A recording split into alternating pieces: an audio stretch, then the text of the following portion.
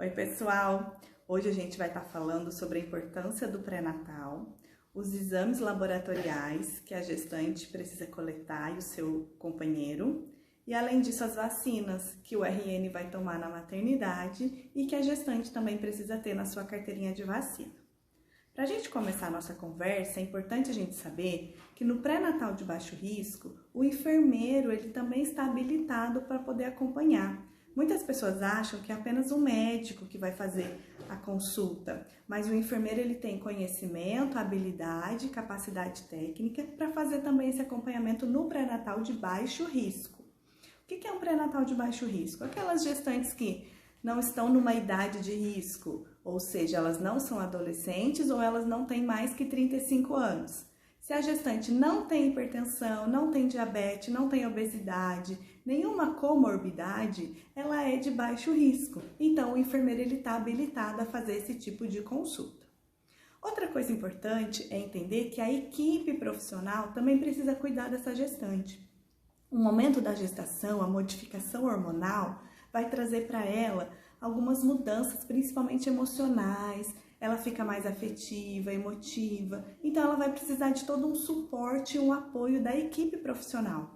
Então o médico e o enfermeiro ele pode fazer as consultas no pré-natal de baixo risco e todo o restante da equipe profissional de saúde vai atendê-la no sentido de fazer grupos educativos, orientações para poder deixar ela mais confiante, ela ter mais segurança para esse momento da gestação e do trabalho de parto. Esses grupos educativos também podem ser feitos para toda a família, para o companheiro, para os outros filhos, se tiver. Então, é muito importante fazer esse tipo de acompanhamento. O técnico de enfermagem, o auxiliar de enfermagem, o próprio médico ou enfermeiro, dentista, assistente social, psicólogo, todo mundo que estiver ali na equipe de saúde, eles são habilitados a fazer esse tipo de acompanhamento. Então, é importante a mulher ter esse ambiente para ela se sentir mais tranquila. E aí, fazendo o pré-natal, fazendo esse acompanhamento, a gente tem menor risco de complicação na gestação e no trabalho de parto. Então, é importante a mulher estar bem assistida para a gente evitar os números de mortalidade, tanto infantil, do recém-nascido, quanto de mortalidade materna. Para isso, a gente tem 10 passos para uma boa qualidade do pré-natal na atenção básica. Quais são esses passos? Então, quais são esses passos? O primeiro passo é a gestante deve iniciar o pré-natal na atenção primária antes de 12 semanas. Então, nós como profissionais de saúde temos que captar, temos que estar atentos às gestantes que estão com a data da menstruação atrasada, com algum sinal e sintoma de gestação, para a gente poder iniciar o pré-natal o mais precocemente possível. Garantir, o SUS precisa garantir recursos humanos, então a equipe profissional, recursos físicos e materiais e técnicos necessários aí a executar o pré-natal. É direito da mulher. Toda gestante ela deve ter assegurado também a solicitação de exames para fazer a avaliação desses exames laboratoriais, nós vamos falar deles daqui a pouco, para poder ter aí um atendimento de qualidade, saber como é que está a sua saúde dentro do pré-natal. O quarto passo é que as gestantes elas têm direito a uma escuta ativa. Então, nós, equipe profissional, temos que acolher, escutar as suas dúvidas, ficar atento, manter vínculo, assim também como as dúvidas dos acompanhantes dessas gestantes. E aí é que entra não só a consulta de pré-natal, mas também os grupos educativos, as rodas de conversa para uma gestante trocar experiência com outra. O quinto passo é garantir o transporte público gratuito para ela, se for necessário para ela ir executar esse pré-natal. Então, ela também tem direito. O sexto passo para uma qualidade de pré-natal na atenção básica é garantir também ao parceiro que ele realize consultas e exames de rotina. Isso é muito importante também.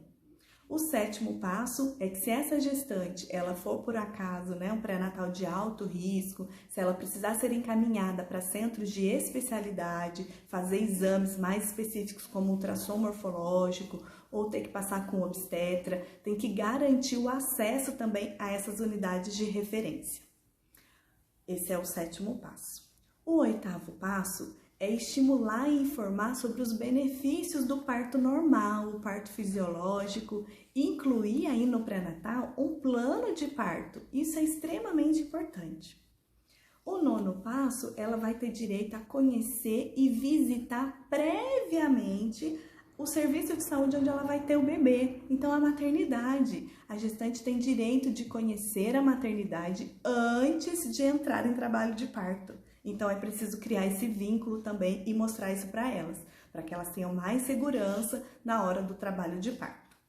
E o 10º e último passo é que as mulheres devem conhecer e exercer os direitos que ela tem. Ela tem direito, por exemplo, de sair do trabalho e ir para a consulta médica. Depois ela leva uma declaração do médico que ela teve consulta e ela tem direito aí, um dos direitos dela é esse, como também sair para fazer os exames de pré-natal, enfim. Agora nós vamos falar dos exames do pré-natal. Então, na primeira consulta, que deve ser feita no primeiro trimestre, vamos lembrar disso, até 12 semanas, é o ideal. Claro que se ela veio depois, a gente vai pedir os exames também da mesma forma. O primeiro exame é o hemograma. O hemograma é muito importante para a gente verificar como é que tá aí, se ela não tá com anemia, né? Dentro do hematócrito e a hemoglobina que tá dentro do hemograma, vai mostrar pra gente se essa gestante ela tá tendo uma boa... Então, dentro desse hemograma, a gente vai observar se a hemoglobina, ela tá dentro da célula vermelha, da hemácia, né? Se ela tá em número suficiente para se ligar ao oxigênio e levar o oxigênio, porque o oxigênio vai levar energia para essa gestante. Também esse oxigênio vai ser passado através da barreira transplacentária para gerar oxigênio para o feto, para o embrião, para o feto, né? No caso. E aí, por que é importante? Para dar energia, o oxigênio gera energia. E para ter essa ligação oxigênio e hemoglobina, a gente precisa do ferro. Então, daqui a pouco a gente vai falar da complementação do ferro, que também é importante a gente observar como é que está na alimentação dessa gestante. Depois a gente tem a tipagem sanguínea, então é importante saber o tipo de sangue e o fator RH, principalmente se a mulher for RH negativa, e a gente faz um exame complementar, que é o Cumbis indireto, para a gente saber se está tudo bem, para não ter risco dessa gestante desenvolver alguma doença futuramente depois para o feto, como eritroblastose fetal. A gente pode gravar um vídeo depois para falar sobre isso. Glicemia de jejum, para saber se ela não está com diabetes.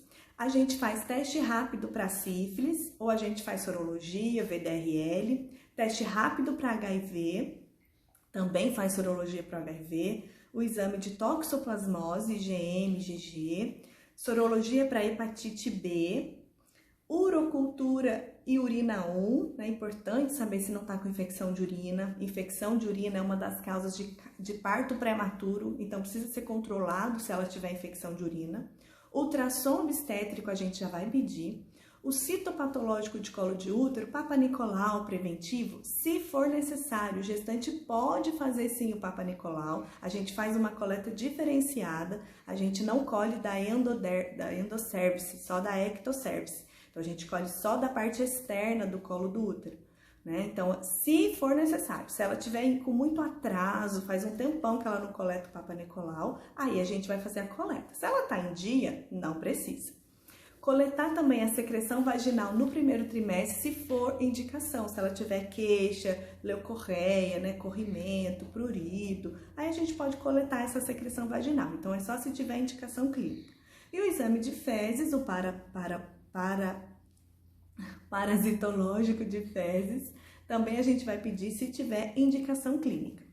Depois, no segundo trimestre, a gente vai fazer exame do teste de tolerância à glicose, com 75 gramas de glicose, a gente vai pedir para ela, principalmente se a glicemia dela de jejum deu acima de 85 miligramas, ou se ela tiver algum fator de risco, né? Então, entre 24 a 28 semanas, é importantíssimo fazer o teste de tolerância oral à glicose.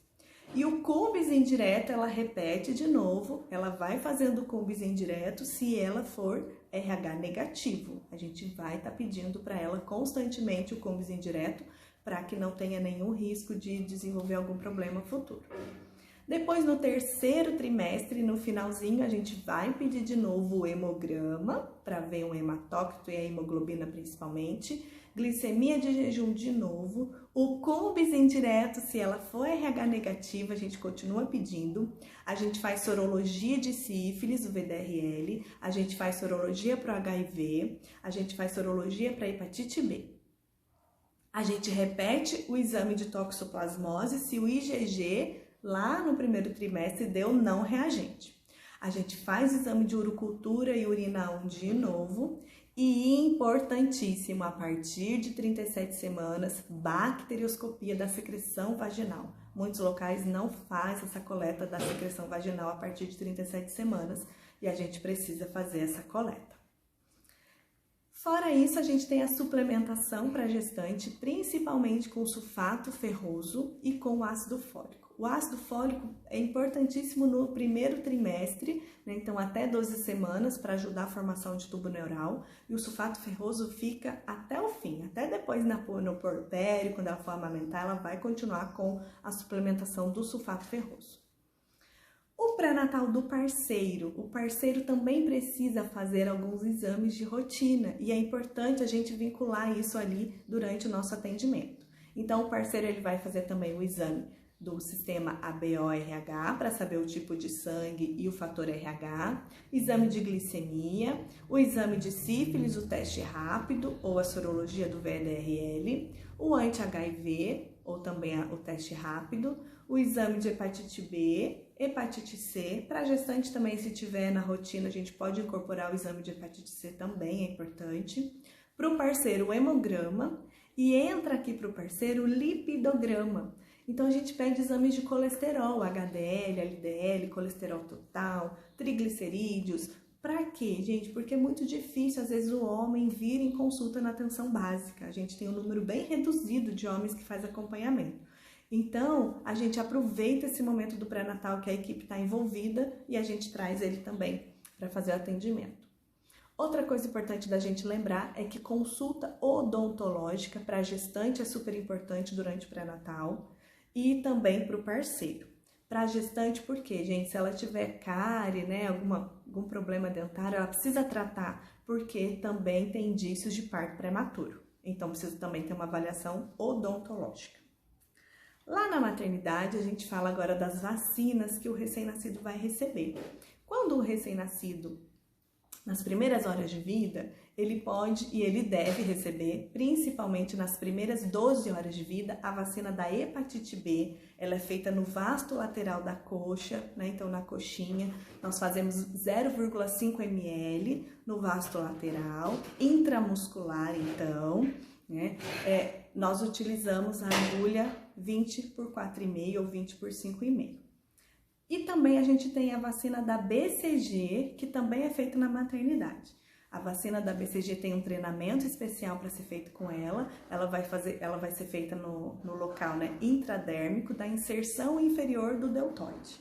Então, ela também é feita lá na maternidade. Então, isso é importante a gente passar no pré-natal para a mãe, né, para a equipe, para a família, para ela já saber que lá no comecinho ele já vai receber a vacina dentro da maternidade. Depois a gente vai falar mais para frente sobre os cuidados do RN. E voltando ao esquema de vacinação para a gestante também precisa ter algumas vacinas. Então, ela precisa ter 3 doses da hepatite B e ela tem 2 meses de intervalo, né, entre essas doses. A antitetânica, ela precisa ter 3 doses e dentro dessas 3 doses da antitetânica, a gente tem 2 tipos de vacina. A dupla adulto e a DTPA, que é a difteria, tétano e coqueluche acelular. A DT, que é a duplo adulto, é aquela que a gente faz na adolescência, quando o adolescente fazia 15 anos, né? Hoje a gente faz com 14 anos. Então, como que é assim? Vamos lembrar um pouquinho lá na infância, né? Se é uma criança que tomou todas as vacinas na infância para tétano, então a gente tem a penta, depois a DTP, depois com 14 ou 15 anos a DT, que é a dupla adulto. Então ela tá com a carteira de vacina certinha para tétano. Ela ficou grávida, ela toma 1 dose apenas de DTPA, que é a difteria, tétano, coqueluche, acelular. Toda gestação ela precisa ter 1 dose de DTPA. Essa dose é para ajudar principalmente a prevenção da coqueluche, que a gente teve aí uma retomada e aumento de casos. Então, toda gravidez, independente se ela tem vacinas anteriores de tétano, ela vai tomar uma dose de DTPA. Se essa gestante, ela chegou sem carteira de vacina, não tem dose nenhuma, o que a gente faz? A gente vai fazer 3 doses de antitetânica, só que 2 doses vão ser ADT. Então, ela faz uma DT hoje, daqui 2 meses outra DT, e a terceira dose de tétano a gente complementa com a DTPA. Isso é muito importante a gente entender. Então, ela precisa ter 3 doses para o tétano, 2 de duplo adulto e uma da DTPA. Se é uma gestante que está com a carteirinha de vacina incompleta, então ela fez uma duplo adulto, depois ela esqueceu, não voltou mais, está faltando 2 doses de duplo adulto. Então, ela tem uma de duplo adulto e faltam 2. O que ela faz?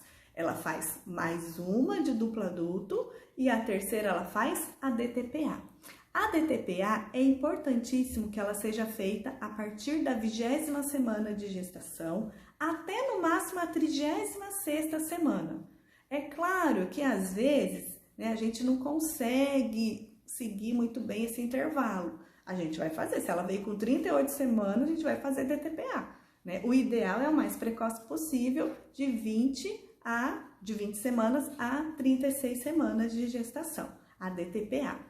Tá certo, gente? Não sei se deu para entender. Depois, no final, eu vou deixar alguns cards para vocês estarem acompanhando aí e visualizar tudo isso que a gente está conversando.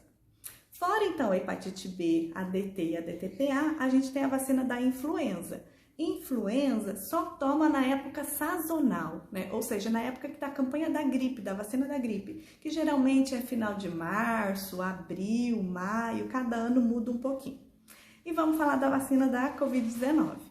Nós não temos estudos que autorizam ou que fizeram experiências com vacinação para gestante da Covid-19. Então, por enquanto, neste momento, janeiro de 2021, nós não temos vacina da Covid-19 para gestantes, vacinas disponíveis para elas, porque nós não tivemos estudos com relação a isso. Tá certo, gente? Então, agora eu vou deixar alguns cards para vocês estarem fazendo essa revisão de toda essa nossa conversa, para ajudar a fixar, relembrar o que a gente já teve em aula. Também, se você quiser depois, passar para alguma gestante, para alguma família, é importante também acompanhar e ver, o que ela tem direito, o que ela não tem. Aí, antes dos cards, eu trouxe também aqui uma palavra de Deus pra gente, para mostrar como é importante a responsabilidade profissional, não só ética, de habilidade técnica, do nosso código de ética, do nosso juramento profissional, mas que Deus também fundamenta a importância para a gente de fazer esse acompanhamento da gestante. Se a gente pegar o Salmo 138 ou 139, vai depender da tradução bíblica, de cada local. Então, agora nós temos a palavra de Deus. No Salmo 138 ou 139, os versículos é do 13 ao 16. Foste vós que plasmaste as entranhas de meu corpo. Vós me teceste no seio da minha mãe. Seja bendito por me haverdes feito de modo tão maravilhoso, pelas vossas obras tão extraordinárias. Conheceis até o fundo da minha alma.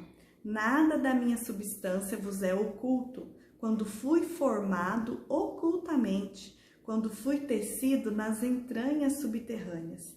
Cada uma das minhas ações vossos olhos viram, e todas elas foram escritas em vosso livro.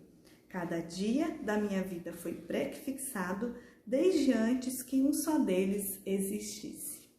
Essa é a palavra do Senhor, graças a Deus.